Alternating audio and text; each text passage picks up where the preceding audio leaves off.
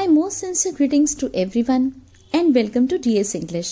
This is Deepmala Sharma, working as lecturer in English with Department of School Education, Haryana, presently posted at Government Senior Secondary School, Palwas. आप सभी का हार्दिक स्वागत है, अभिनंदन है आज की इस बेहद महत्वपूर्ण YouTube वीडियो में। क्लास 9th को पढ़ाने वाले सभी टीचर्स और क्लास 9th में पढ़ने वाले सभी स्टूडेंट्स के लिए उनकी डिमांड पर आज की वीडियो प्रिपेयर की गई है। आप स्क्रीन पर देख सकते हैं कि आज की इस वीडियो में मैं आपके साथ डिस्कस करने वाली हूं इस वर्ष सन 2022 में हरियाणा बोर्ड के द्वारा क्लास 9th का इंग्लिश का जो पेपर लिया जाएगा, एग्जाम लिया जाएगा, उसका पैटर्न क्या रहेगा। इससे पहले मैंने रिड्यूस्ड सिलेबस पर वीडियो ऑलरेडी अपने चैनल पर अपलोड कर दी है और लास्ट ईयर भी मैंने ठीक इसी तरह से पैटर्न पर बेस्ड और एक सैंपल पेपर खुद की ओर से बनाकर यूट्यूब चैनल पर अपलोड किया था। प्लस जो पिछली बार का जो पेपर हुआ था बेटा 2021 में, उसकी भी आंसर की यानी कि पूरा का पूरा क्वेश्चन पेपर और उसका सॉल्यूशन भी मेरे डीएस इंग्लिश यूट्यूब चैनल पर अवेलेबल है। तो ये सभी इंपॉर्टेंट वीडियोस हैं क्लास 9th के स्टूडेंट्स और टीचर्स के लिए, क्योंकि अब समय आ गया है कि सिलेबस हमारा कंप्लीट हो चुका है और इस समय हो सकता है कि आप लोग घर पर ही हैं, छुट्टियां चल रही हैं, तो इस समय आप ये सोच रहे होंगे कि हमारी जो प्रिपरेशन है, एग्जाम की जो तैयारी है, वो हम कैसे करें, कहां से शुरू करें। तो देखिए आज की ये जो वीडियो है ये आपको गाइड करेगी, ये आपको हेल्प करेगी कि आप अपनी प्रिपरेशन जो है वो किस तरीके से स्टार्ट कर सकते हैं।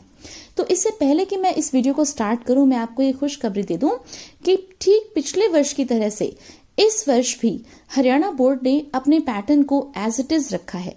लास्ट ईयर आप लोगों ने जैसे जो भी पेपर देखा हो यदि पिछली बार का, तो ठीक उसी तरीके से इस बार का पेपर भी आना है, जिसमें आपको पता है कि कुल मिलाकर जो आपका पेपर है वो 80 मार्क्स का होता है और 80 मार्क्स के इस पेपर में 50 मार्क्स के एमसीक्यूज यानी कि ऑब्जेक्टिव टाइप क्वेश्चंस और 50% जो पेपर है आपका वो डिस्क्रिप्टिव क्वेश्चंस के ऊपर बेस्ड ही पूछा जाना है।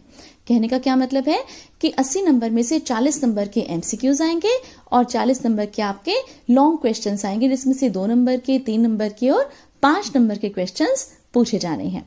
तो इस खुशखबरी के बाद चलिए जल्दी से समझ लेते हैं कि आपका पैटर्न बेसिकली क्या रहेगा। तो जैसा कि मैंने आपको बताया 40 + 40 = 80 एमसीक्यूज 40 मार्क्स के और 40 मार्क्स के आपके डिस्क्रिप्टिव क्वेश्चंस, और इस तरह से 80 मार्क्स का आपका टोटल क्वेश्चन पेपर बनेगा, राइट। तो ये जो 40 + 40 है, इसके हिसाब से बोर्ड ने आपका जो क्वेश्चन पेपर है वो 2 पार्ट्स में सेट करना है। आप इस बात को बहुत ध्यान से सुनेंगे कि 2 पार्ट्स में आपका पेपर सेट होगा। पार्ट ए अलग से होगा और पार्ट बी जो है वो अलग से होगा।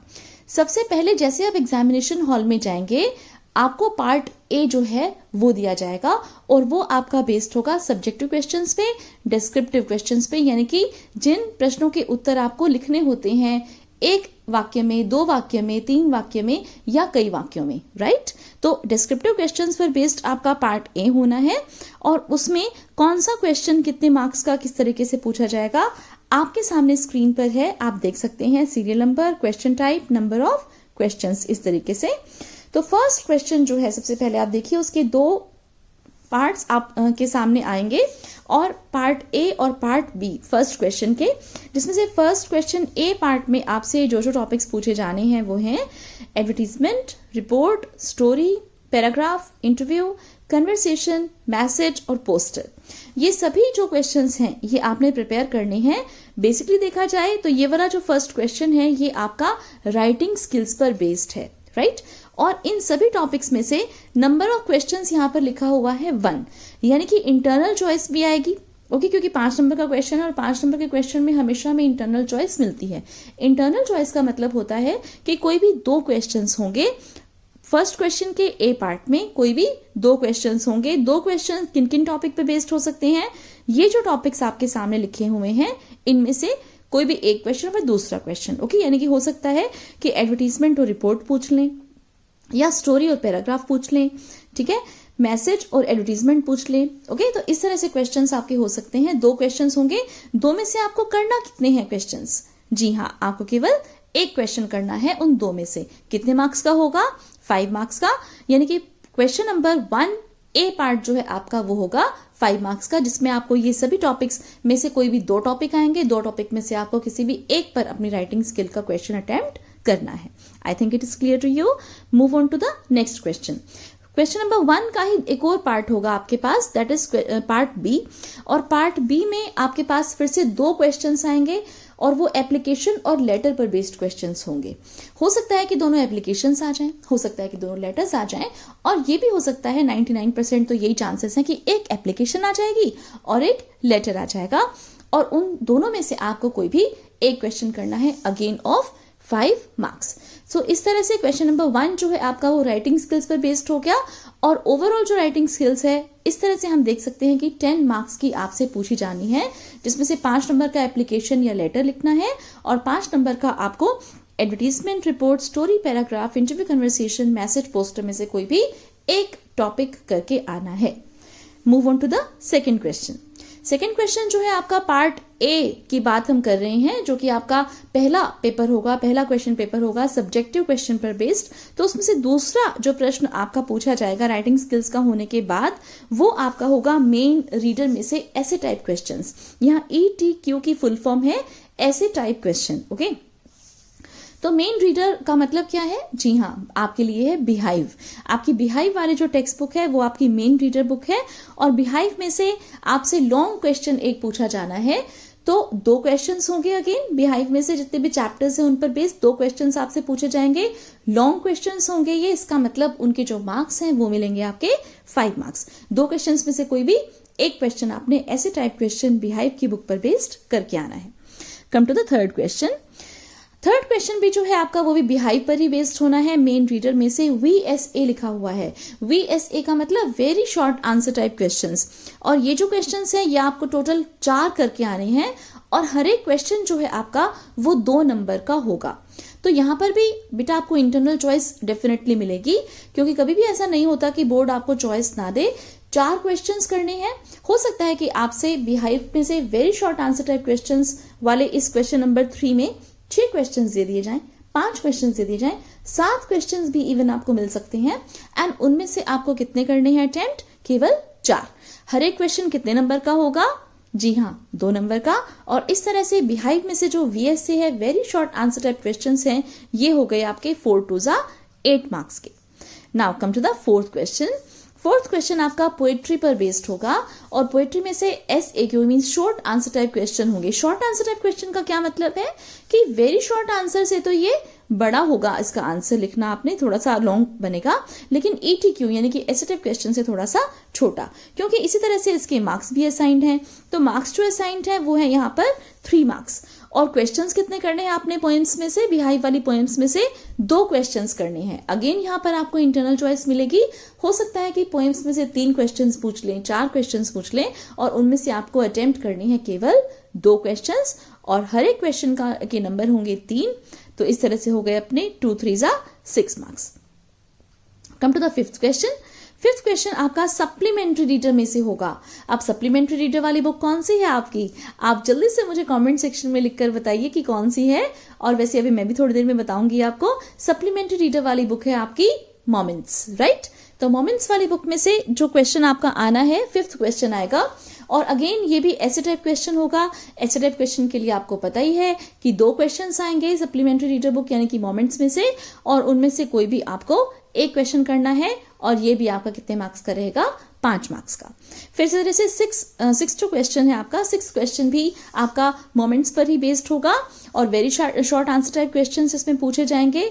आपको जो टोटल नंबर ऑफ क्वेश्चन हैं वो करने हैं 3, और हर एक क्वेश्चन आपका होगा 2 मार्क्स का, क्योंकि very short answer type question 2 number के ही होते हैं।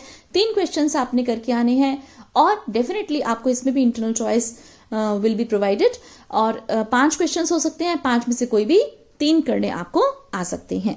तो इस तरह से very short answer type questions moments में से आपके हो गए टोटल 6 मार्क्स के। तो यहाँ पर आप देखिए टोटल करके देख सकते हैं कि 5 और 5 10 नंबर का फर्स्ट क्वेश्चन, फिर 10 और 5 15, 15 और 8 23, 23 और 6 आप देख सकते हैं 29, 29 और 5 हो गए आपके 34, और 34 और 6 हो गए आपके पूरे 40। तो इस तरह से आप देख सकते हो कि part A subjective type questions का जो आपका जो क्वेश्चन पेपर रहना है वो इस पैटर्न पर रहना है, राइट। चलिए अब देख लेते हैं पार्ट बी, और ये है आपका मल्टीपल चॉइस टाइप क्वेश्चंस का पार्ट, एमसीक्यूज। देखिए बेटा, सबसे पहले जैसे कि मैंने आपको बताया कि सब्जेक्टिव टाइप पेपर आपके हाथ में होगा और उसके बाद जो है आपको एमसीक्यूज पर बेस्ड क्वेश्चन पेपर प्रोवाइड किया जाएगा। हो सकता है कि क्वेश्चन पेपर एक ही हो, राइट, और उसी में ही ये दो पार्ट्स बना दे, जैसे पार्ट ए अलग बना दिया और पार्ट बी अलग बना दिया। पार्ट ए जब आप अपनी आंसर शीट के अंदर उसे सॉल्व करोगे तो आंसर शीट में आपने पहले पार्ट ए पूरा सॉल्व करना है। क्वेश्चन नंबर आप ठीक से डाले, पार्ट ए ऊपर लिख दीजिए, part A subjective questions, okay. और फिर उसके बाद question number 1A 1B 2 3 4 5 so on, right.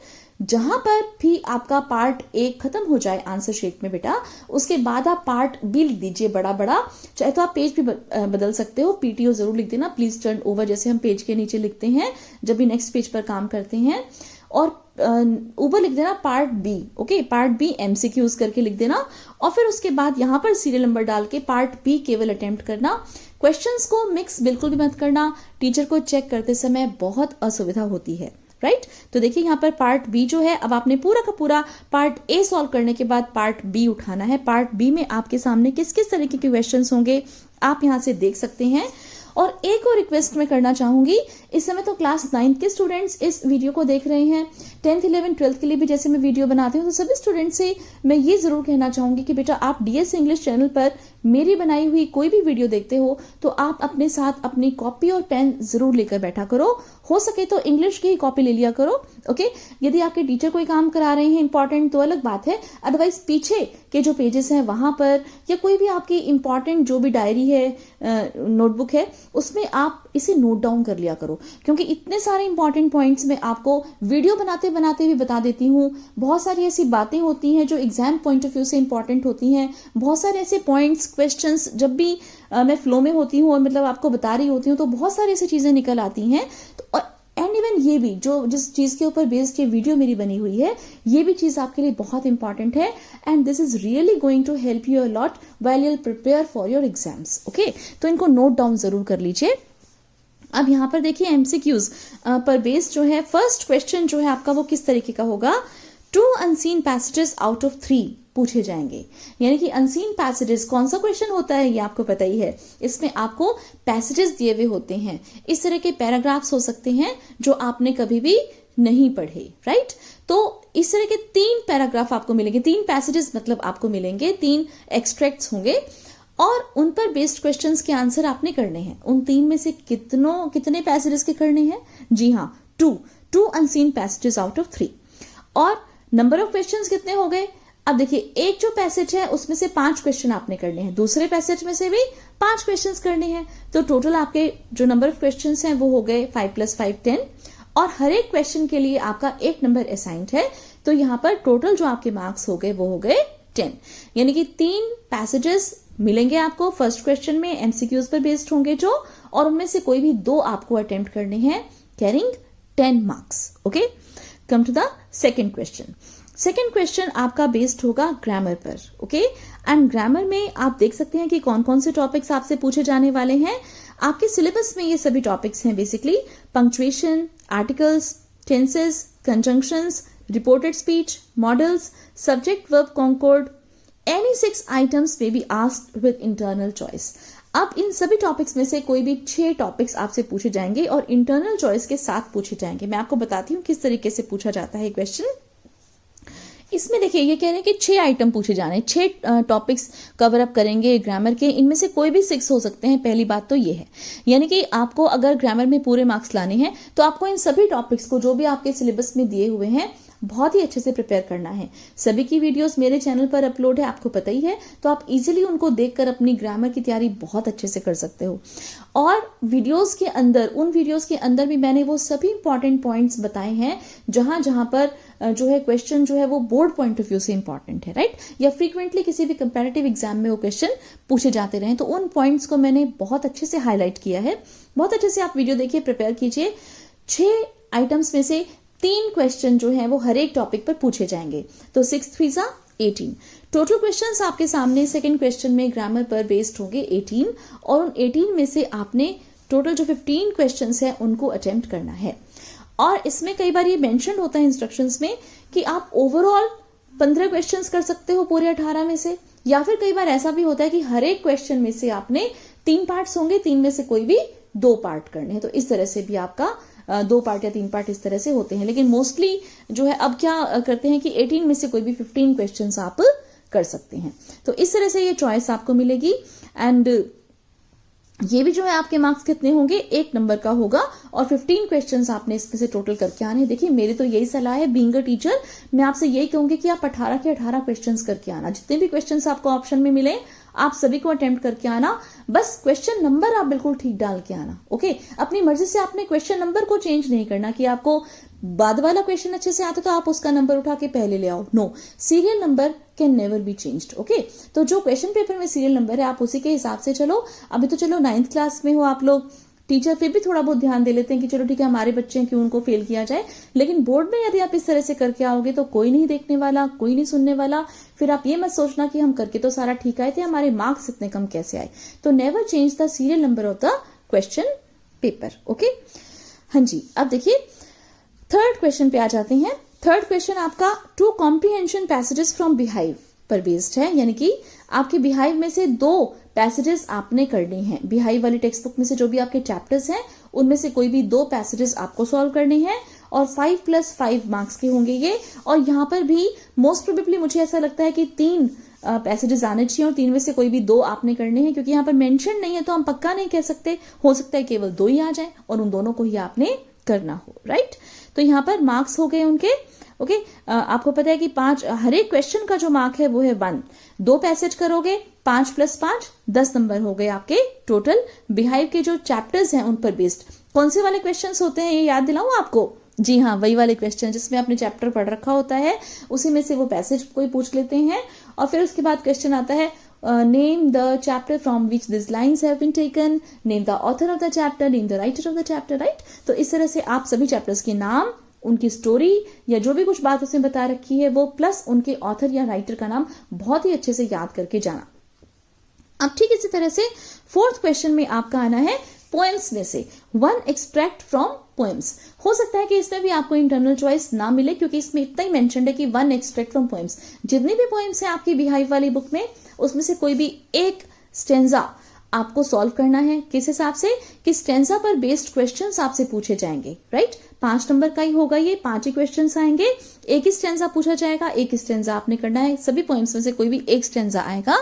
और किस तरह के क्वेश्चंस होंगे, जैसे अभी मैंने 3rd क्वेश्चन के लिए आपको बताया था कि name the poem from which these lines have been taken, name the poet of these lines. Okay, इस तरह के क्वेश्चंस। कई बार राइम स्कीम भी आ जाती है पोएम की, या पोएम का जो भी वो कंटेंट है 4-5 लाइनें, उन्हीं में से ही क्वेश्चन आपसे पूछा जाता है। ये भी आ सकता है कि यहाँ पर आई किसके लिए आया है, पोएट कौन है, ये सब चीजें। राइट, तो इस तरह के जो क्वेश्चंस हैं ये MCQs टाइप के क्वेश्चंस आपके पूछे जाने हैं। देखिए बहुत इजी पैटर्न बोर्ड ने आपके लिए डिसाइड किया है। अब ये आपके हाथ में है कि आप इसकी तैयारी बहुत ही अच्छे से कीजिए। जैसा कि मैंने आपको बताया, ऑलरेडी मैंने एक सैम्पल पेपर अपने चैनल पर अपलोड किया हुआ है, लास्ट ईयर किया था। इस बार भी वो काम आएगा आप लोगों की तैयारी के, क्योंकि पैटर्न वही है। राइट, लेकिन पिछली बार क्या था कि हमने जो क्वेश्चंस हैं, जैसे स्टार्टिंग में जब बोर्ड ने बताया तो मिक्स क्वेश्चन के हिसाब से पैटर्न बताया था, यानी कि कोई सा MCQ का आ गया, कोई सा सब्जेक्टिव क्वेश्चंस का आ गया। लेकिन उसकी कोई बात नहीं, अब आपके सामने ये अलग अलग पेपर आएंगे तो भी कोई बात नहीं। आपने तो केवल ये देखना है कि कंटेंट क्या पूछा हुआ है, क्वेश्चन किस फॉर्म में पूछा हुआ है। राइट, कि MCQ पर बेस्ड क्वेश्चंस कौन से हैं, कॉम्प्रिहेंशन वाले हैं जी। ठीक है, इस तरह से सब्जेक्टिव क्वेश्चंस कौन से हैं, राइटिंग स्किल वाले हैं, ग्रामर वाले कौन से हैं, MCQ पर बेस्ड हैं। तो इस तरह से सब क्वेश्चंस को आप अपने माइंड में रखिए और इसी हिसाब से अपनी तैयारी मेरे चैनल के साथ शुरू कर लीजिए, क्योंकि सारा का सारा सिलेबस आपका चैनल पर ऑलरेडी अपलोड है। चैनल को अब तक आपने सब्सक्राइब नहीं किया है तो इसे जल्दी से सब्सक्राइब कर लीजिए। इस वीडियो को लाइक जरूर कर लीजिए, क्योंकि अभी मैं आपको देने वाली हूँ बहुत सारी बेस्ट विशेस, और I am always with you. DS English channel की ओर से आपको बहुत सारी शुभकामनाएं आपकी परीक्षा के लिए। आपकी परीक्षाएं बहुत अच्छी हों और आपके बहुत अच्छे मार्क्स आए। इसी शुभकामना के साथ see you very soon in the next video. Thanks for watching this video. Bye bye.